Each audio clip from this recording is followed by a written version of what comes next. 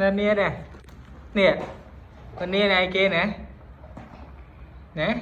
ní phải chơi coi nè mà giờ đâu mau mà này con nè này mà chùm hiên tiết ạ mà con trong về chơi cái